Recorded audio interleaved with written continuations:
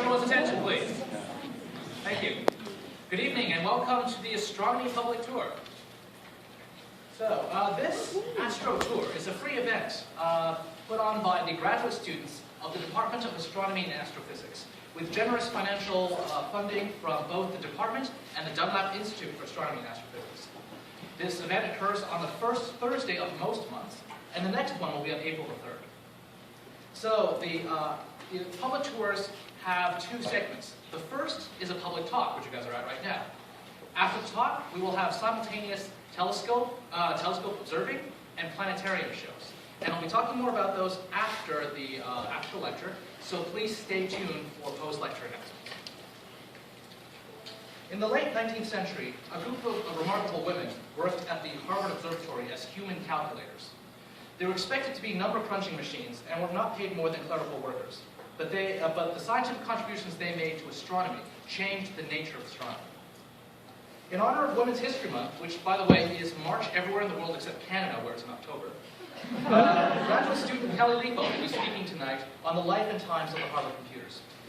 Kelly works on what causes white dwarf stars to produce brilliant explosions called supernovae, and is also greatly involved in education and outreach. This is also her third consecutive time as a speaker for the public tours, so I'm sure that's a record somewhere. Anyway, give it up for Kelly.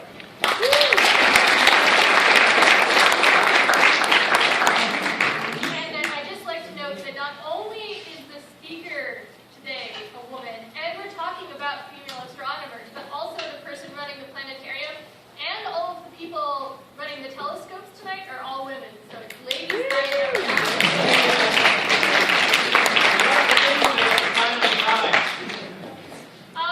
So tonight we're going to learn a little bit about the Harvard computers, which were a group of women who worked at the Harvard Observatory from roughly the 1880s until the 1920s and 30s. Or as I like to call them, the people who did all of the work but got none of the credit. So when you think of a Harvard computer, maybe that's the first thing that comes to your mind. But for a few hundred years, a computer was not an electronic device that does calculations, but it was a person. And I remember this. I was sort of an odd child, and one day we had recess inside because it was raining or something, and I had decided that I was going to read the dictionary. That's what I did. And I remember going and looking at the definition of computer, and right above it was a picture of a man with a sheet of paper doing a calculation, and not this, what I was expecting. I think the lesson there is that my school didn't have very many dictionaries. So before we start with the Harvard computers, let's think a little bit about the history of computers in general. And this really begins with the French Revolution of all things.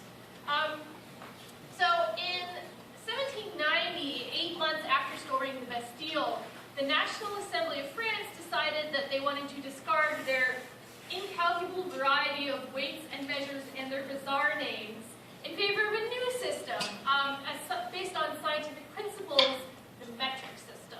And the Assembly put the Academy of Sciences in charge of actually developing this system.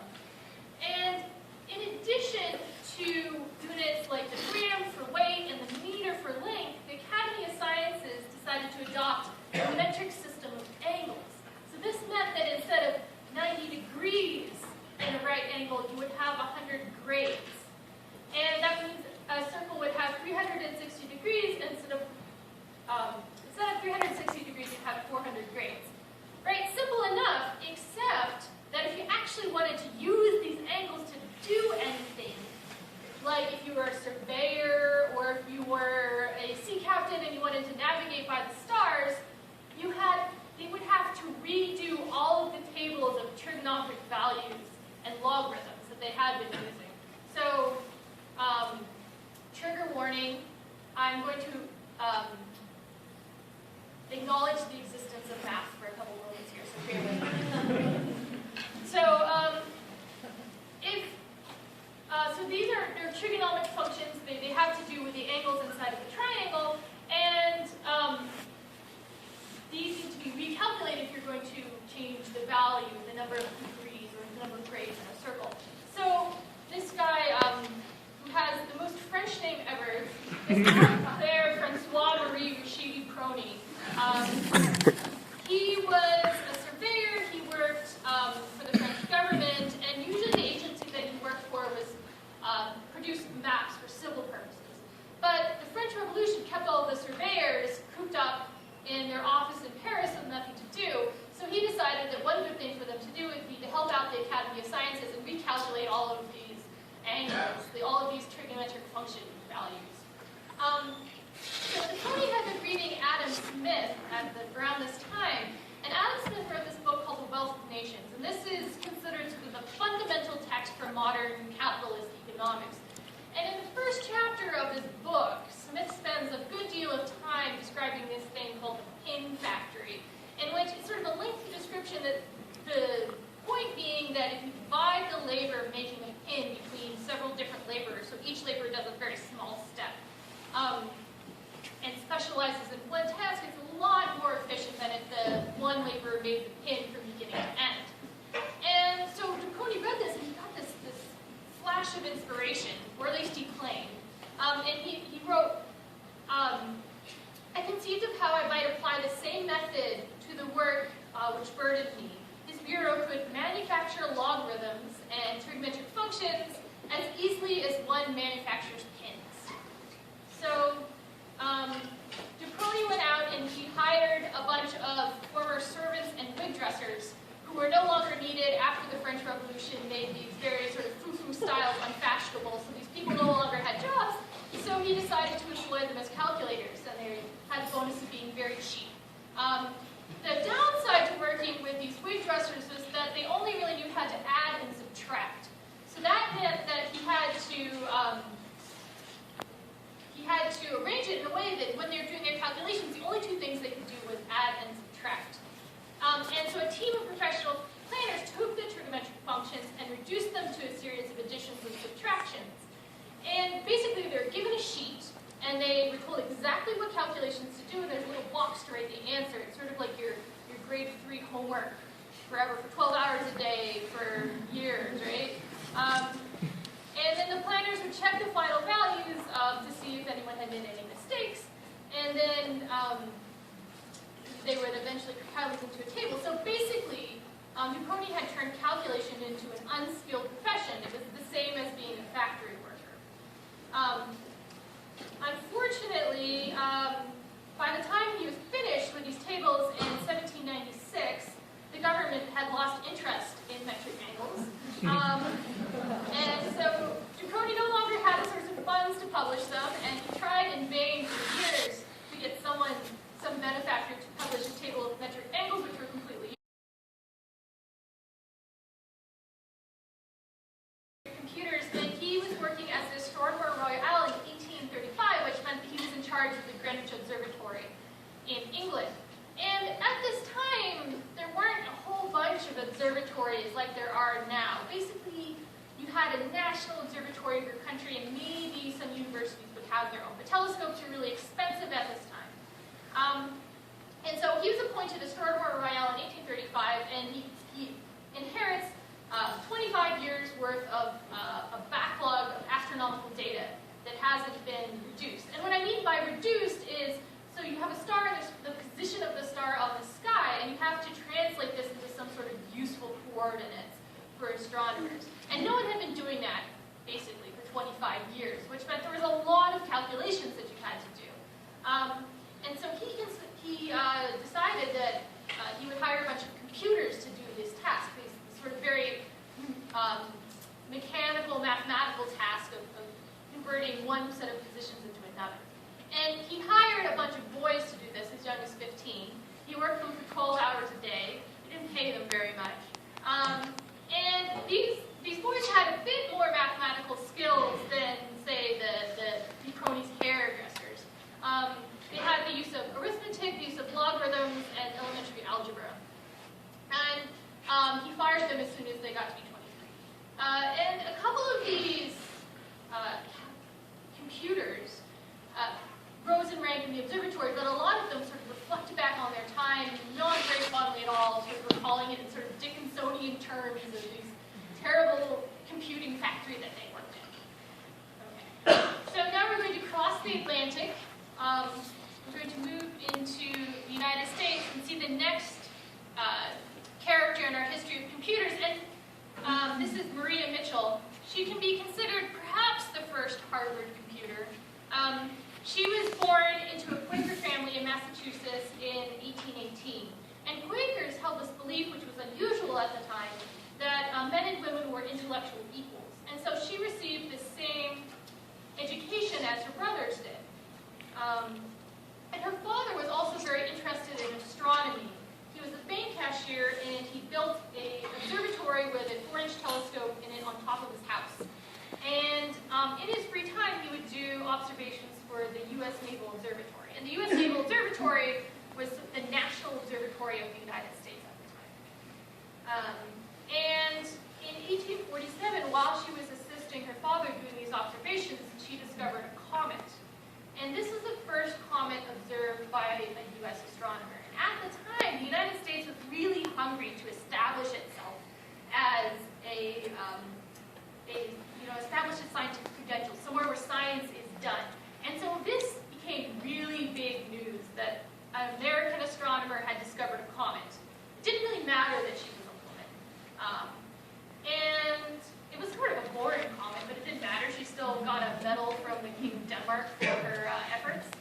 And she became one of the most famous scientists in the entire United States. And this was a big deal because she was also the only female scientist in the United States at the time, and one of the only women who were working in any sort of public office.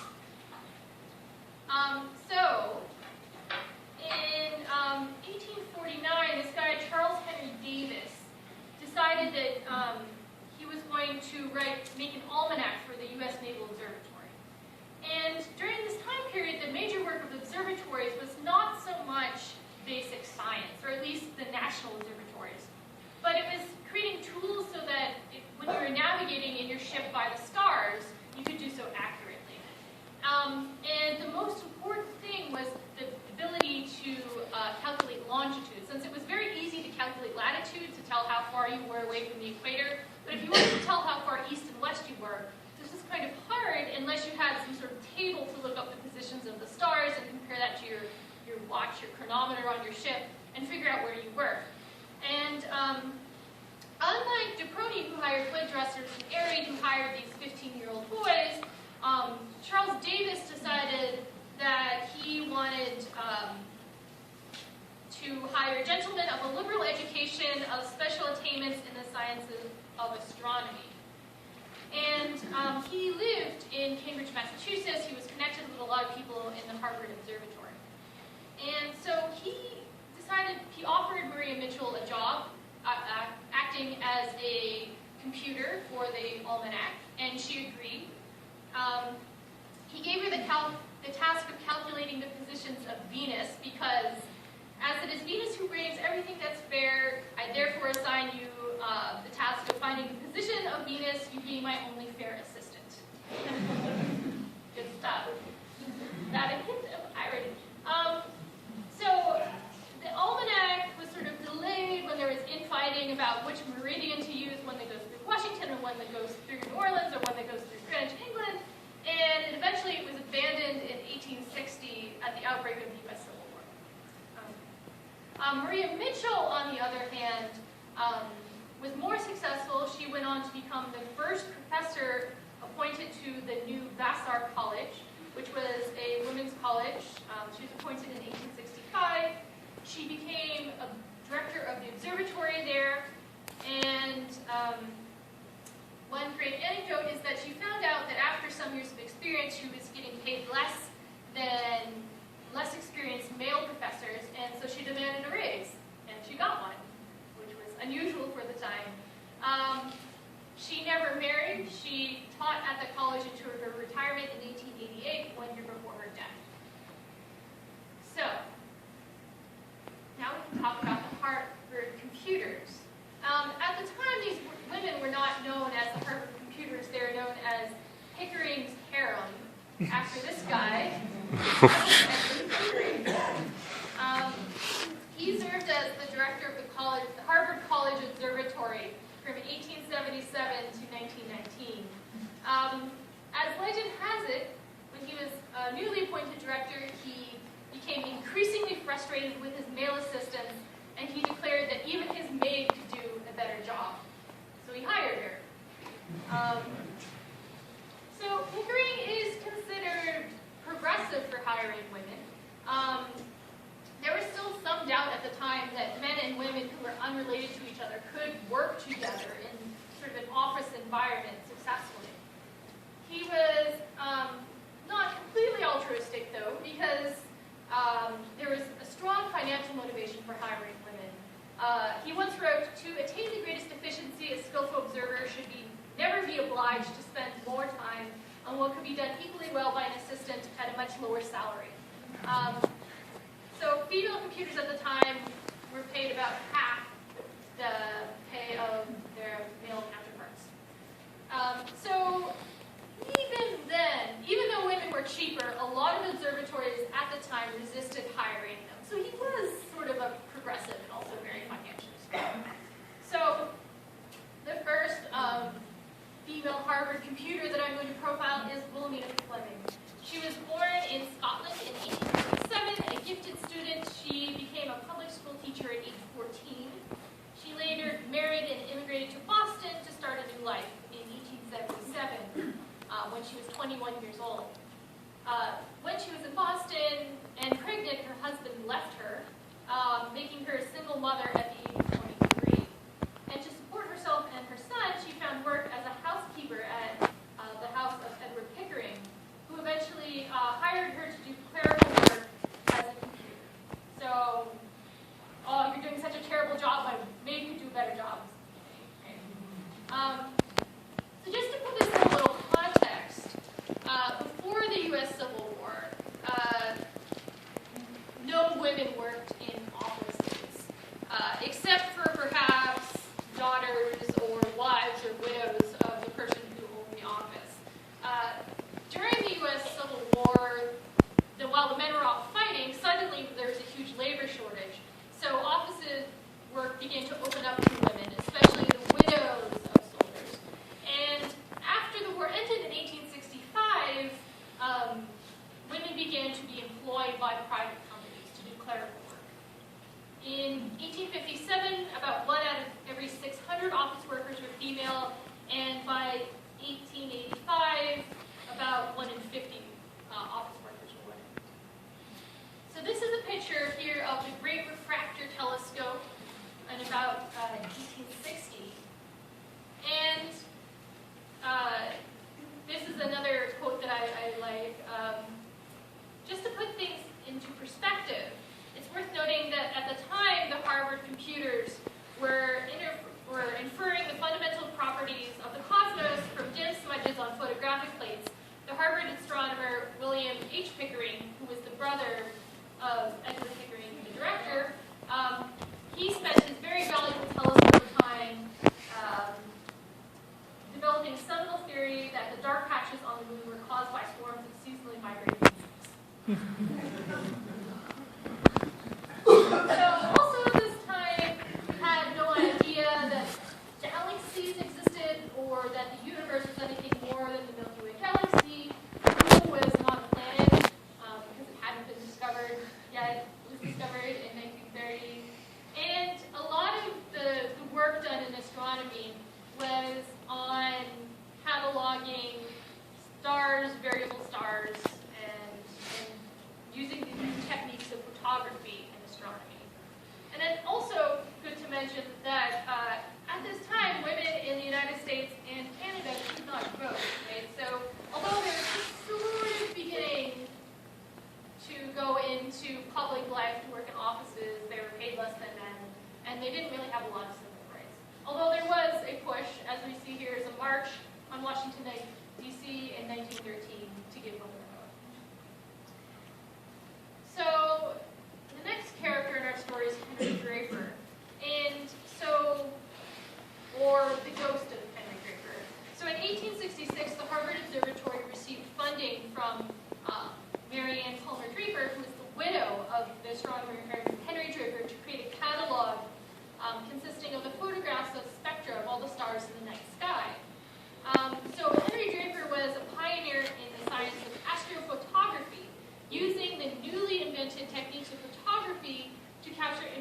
telescopes. And photography was a big deal for astronomy, right? Because before that, what astronomers would do is they would look through the eyepiece of the telescope and they would take very careful notes on what they saw. But a photograph was so much better than trying to do this by eye, right? You just make an exposure off of your telescope and then you can go back at a later time and go through your photographs and figure out what was going on in the night sky. So this allowed for a new level of precision, but it also created a whole bunch of new data that someone had to deal with, and the Harvard computers were hired to deal with this rush of data. So the Henry Draper catalog was a catalog of stellar spectra.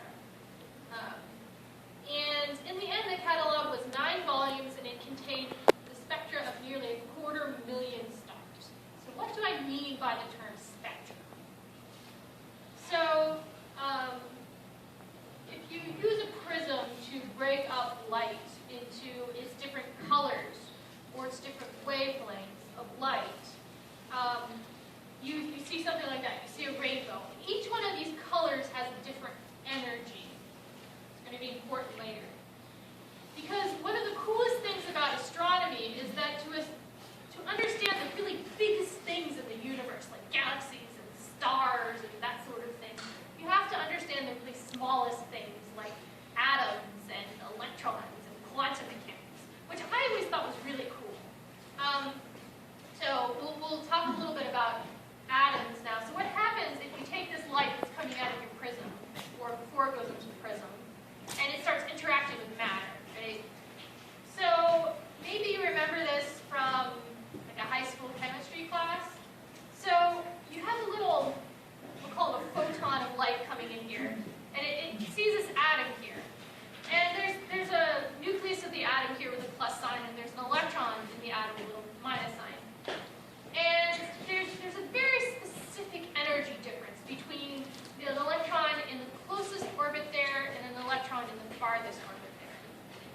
And if the wavelength is too long, which means that the energy is too low, nothing will happen.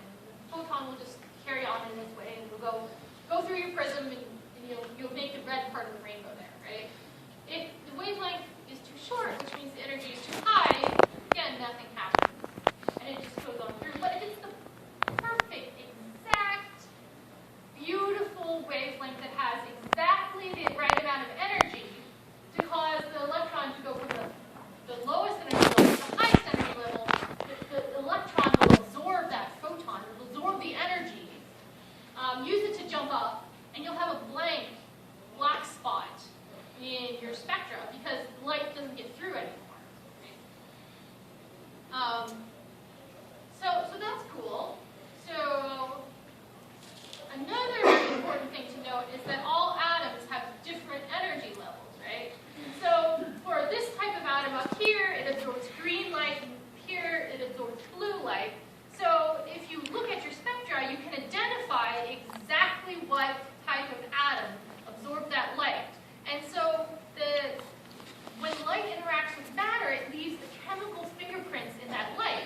And so we can look at a star from, say, 10,000 light years away and figure out what it's made out of because of this, which is super cool and also really weird. So when we're talking about stars, right, so this is a diagram of a star like our sun, and in the middle you have a really hot core, and this really hot core produces a lot of energy, and that energy comes out as light. And in the very outer layers of that star, what here is labeled photosphere, you have the photons of light that just almost have escaped your star, but then they'll just hit one little atom of gas, and some of that light will be absorbed and some of it will pass through. So when you look at a star, what you expect is to see sort of a rainbow with black lines in it, which correspond to different elements. And that's exactly what we see. These are some spectra from different types of stars, and you can see that at different locations there are black lines, with the wavelength of light spread out, so you can go and you can learn something about the stars. So, you now have 250,000 of these. What are you going to do with them? Well, one smart thing to do would be to classify them.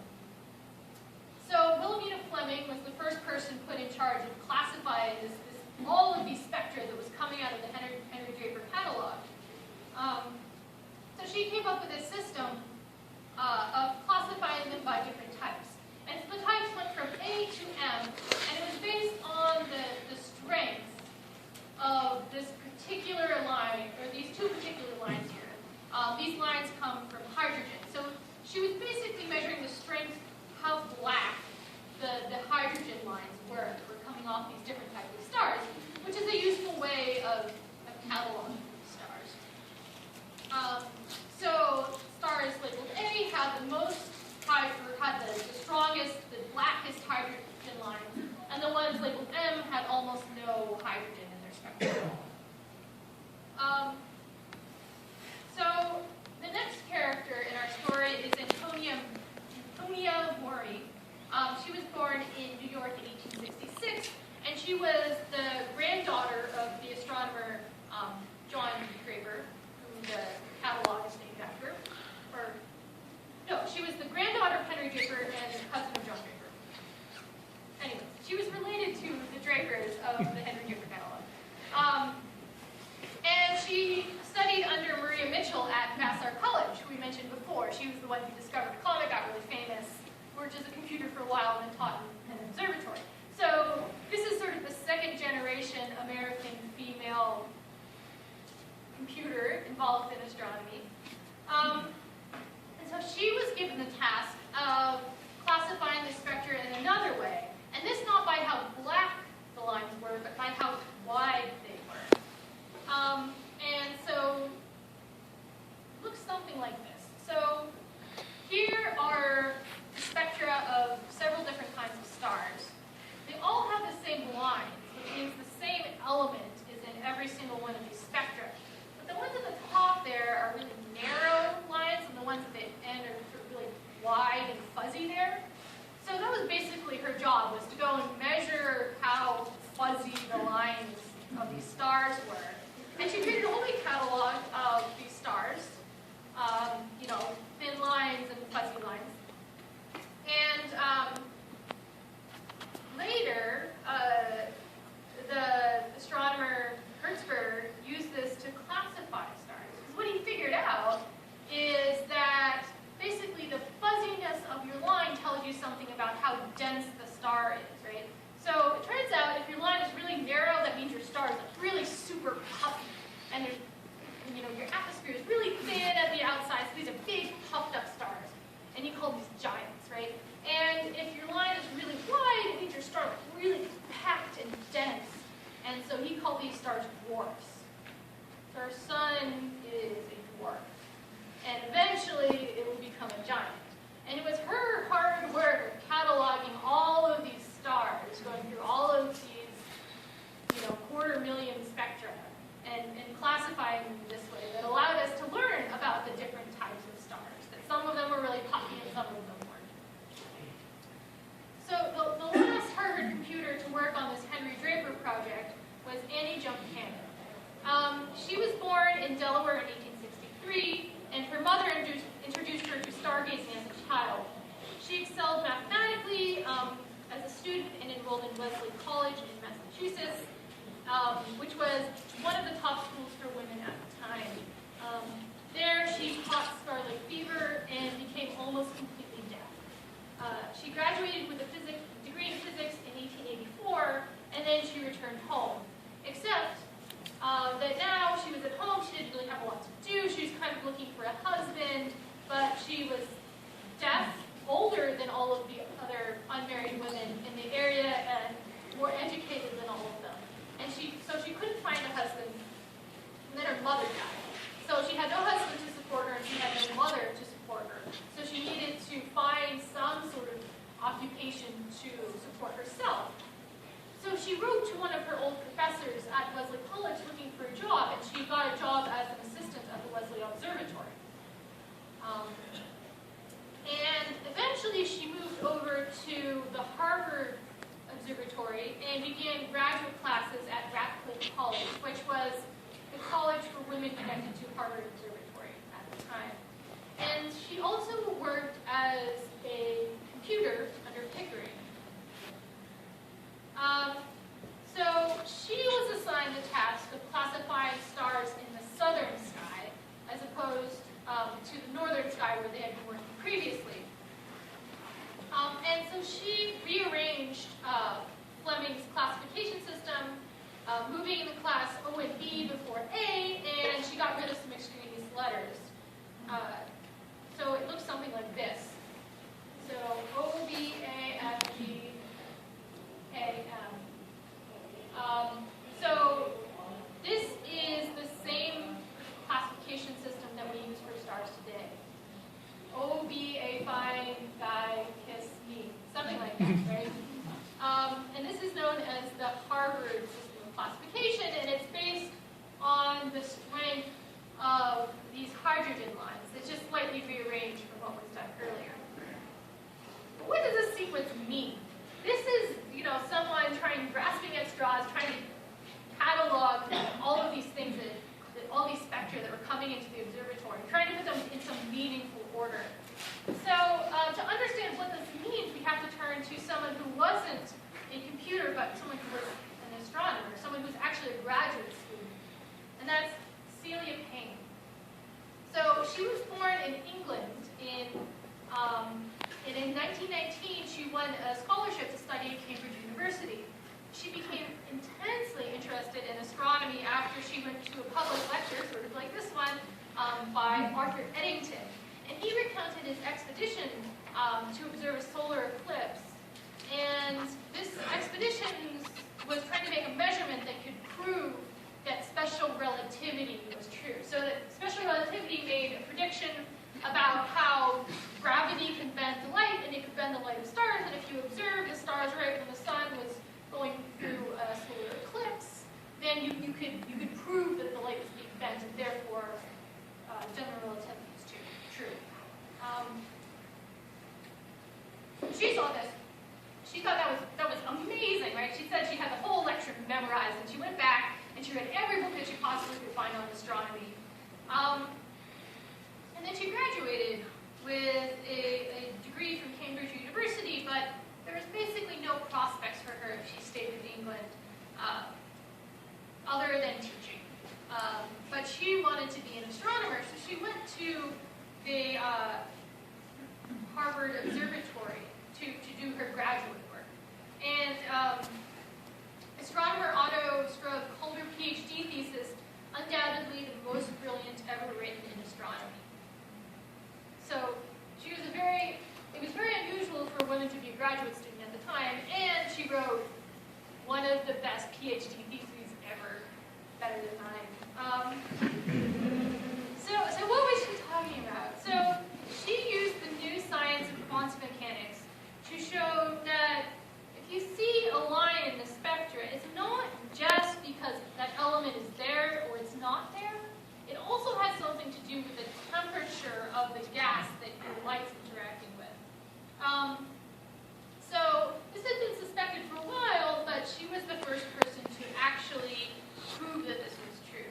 So here's a plot, and it shows the strength of a line of hydrogen as the temperature changes. So you can see when something's really hot, like 50,000 degrees, there's almost no hydrogen lines that you'll see. And then it sort of goes and it peaks at something like 10,000 degrees, and then it gets cooler, then the line falls off again. So why does this happen? Well, this is why. So this is sort of a Goldilocks and the Three Bears situation. If it's too cold, you don't have enough photons at the right temperature to cause your electron to jump up energy levels, right? So there's no lines because there's no photons to make this jump happen. If it's too hot, what happens is that your electron gets so much energy, it goes crazy, and it's like, bye, mom, dad, I'm going off on my own. And so it leaves the atom altogether, it becomes unbound from the nucleus, and we call this being ionized. You may have also heard that in chemistry before. So if it's too hot, your hydrogen becomes ionized, there's there's no more electrons to absorb photons, and you don't see lines anymore, right? Because that's what the lines come from. They come from this absorption process, no absorption, no line. So there's this sweet spot right in the middle when it's just right, and there's enough photons and enough electrons to do this little jump to make lines in the spectrum. So what that means is this sequence here, where you see the lines of hydrogen sort of weak, and then they get stronger, and then they get weaker again. That means that the sequence O, B, A, fine guy, kiss me is a sequence of temperature. So, because the way that this hydrogen behaves. And this is a big deal, right? So now, using the spectra of any star, we can tell you how hot it is, which was a really, really big deal in astronomy at the time, and it wouldn't have been possible without the work of these Harvard computers. And even before they knew anything about quantum mechanics, they sort of intuitively came up with a system that actually had a logical order. So, because of the work of these three computers, we learned a lot about stars. You can tell what a star is made out of, you can tell how hot it is, from just taking the light, putting it through a prism, and spreading it out, which is really super cool. So now we move on to the last computer. This is Henrietta Swan Leavitt. And she was born in Massachusetts in 1868. She studied at Oberlin College and then Radcliffe College, graduating in 1892. And in 1893, she began working as a computer at the Harvard Observatory. Because she was of independent means, she worked as an unpaid volunteer. But eventually, she was promoted, and she ended up getting 30 cents an hour, which was, half of what men made, and also less than a secretary made at Harvard College. So she began, starting in her Radcliffe years, she began progressively more and more deaf. And she had a hearing, sort of a version of an early hearing aid that she would wear, but she would take it out when she was trying to concentrate. So she was given the job of looking for variable stars in the Magellanic Clouds, which are these two spots over here, these two nebulae that we now know are satellite galaxies of the Milky Way. So this is something that she would do. She would go through and mark the position on photographic plates of all of these stars that were observed in the Magellanic Clouds. And this was tedious, labor-intensive work. And to look for variable stars, she would use something like this, a blink comparator. This is actually sort of a later model, but you get the idea. So what would happen is you put two photographic plates of the same galaxy taken on different days in the two sort of rectangular things here. And you would look into the eyepiece, and it would blink back and forth between the two plates. It would look something like this. And then it was her job to write down all of the variable stars and figure out how bright they were and how fast they were going up and down in brightness. So something like this. So if you look at a star and you look how bright it gets over a period of days, you make a plot, it looks something like this. So you can see at the top you have a star, and it sort of goes from dim to bright, sort of slowly, and then the one at the bottom is going dimmer, real fast, right? So she published the results in the Annals of the Observatory of Harvard College in 1908, publishing something like 1,000 variable stars in the Milky Way, or in the Magellanic Clouds. And in 1912, she published another paper where she realized that if you look at the time between peaks, sort of how fast this is going up and down, and you compare that to the brightness, there's a relationship. And she assumed that all of the stars in these Magellanic Clouds were at the same distance. And so now, by knowing the period, how fast it was going up and down, you had some of how bright it was. And this was a really big deal. And it's a really big deal because it's really hard to measure distances in space, because all of space is 3 dimensions, but it's compressed into 2 dimensions when we look up at the night sky. So while it's really easy to determine how bright something is, it's very hard to determine how far away it is. Something like this. You see a pair of headlights in the distance, and it's hard to tell whether those headlights are bright and distant or close and faint. There's no way to distinguish this unless you have another piece of information. And the piece of information that she had was this blinking on and off that's related to how absolutely bright these stars are. So now, okay, so you can look at the period, you can figure out how fast they're going, bright, dim, then you know how absolutely bright they are, right? And if you know how absolutely bright they are and how bright that they appear, you can figure out the distance. It's great. So now we can figure out the distance to any nebulae, any cloud, any star that's doing this blinking thing, which Hubble eventually used. He was looking at this star, this variable star that's going up and down in brightness here, I think this is Andromeda. And what he figured out, using this thing discovered by Leavitt, is, he could measure the distance to all of these different nebulae, all of these different galaxies. And he found out that, the farther away from you were, the faster you were moving, something like this, which means that the universe is expanding, which means that if you go back in time, there's a big bang, right? It's like all of this crazy new astronomy, this whole new way of looking at the universe. And it was all due to this woman figuring out that there's a relationship between how fast these stars are going up and down in brightness and how bright they were absolutely. So it's really cool. And Leavitt discovered about 2,400 variable stars in her career, which was about half of the total number of variable stars known in her day. She was made head of stellar photometry in 1921, but then died that same year of ovarian cancer in her 50s.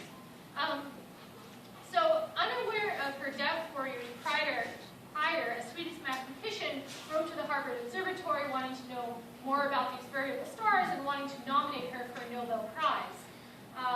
But unfortunately, Nobel Prizes are not given out posthumously. So she had been dead for 4 years, and the director of the observatory wrote back to her and said, well, she did do this work, but really it was me interpreting her data that was important. So you should give me the Nobel Prize. That didn't fly. But the director did work, right, that much of the time she was engaged at the Harvard Observatory, her efforts had been devoted to the heavy routine of establishing the standard magnitude sets, sort of the brightness of stars, upon which we can base our studies of the galactic system. If she had been free from those necessary chores, I feel that Ms. Leavitt's scientific contributions could have been even more brilliant than they were. So given the director noticed that these women who were working under him were really bright minds, but they were just devoted to this really tedious, monotonous work. So I guess I'll finish up here. So in conclusion, we saw that the prestige of being a computer changed a lot over the years. It went from sort of a factory worker to a gentleman scientist back down to sort of secretary or clerical work. The contributions of Williamina Fleming, Antonia Maury, and John Cannon helped us understand the nature of stars and helped us classify 250,000 of them. And Henrietta Leavitt gave us tools to measure the distances in the universe, which radically changed our view of the past and present of the universe that we live in. So, thanks.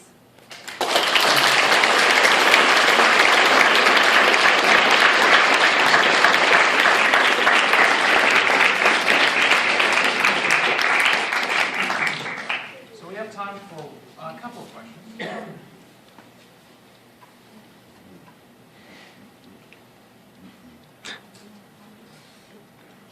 Yes, in the back. Are there any shining lights in astronomy with women today?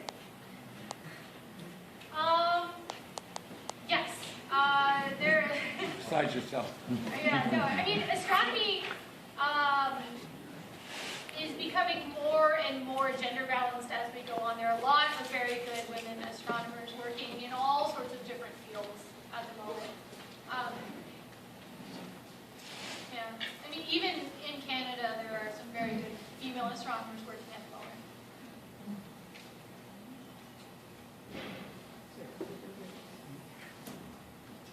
Like, I guess I should name names. Okay, so Vicki Caspi, who's working at McGill right now, is basically the entire astronomy department there, and she's doing some really cool work. I'm sorry if I insulted McGill astronomers, but she's doing some really cool work on pulsars. Just to name one famous female Canadian astronomer. What's Sarah Seeger? Sarah Seeger?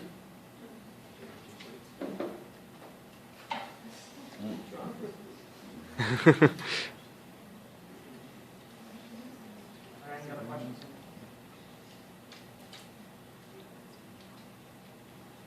Oh, if not, let's give Kelly another hand.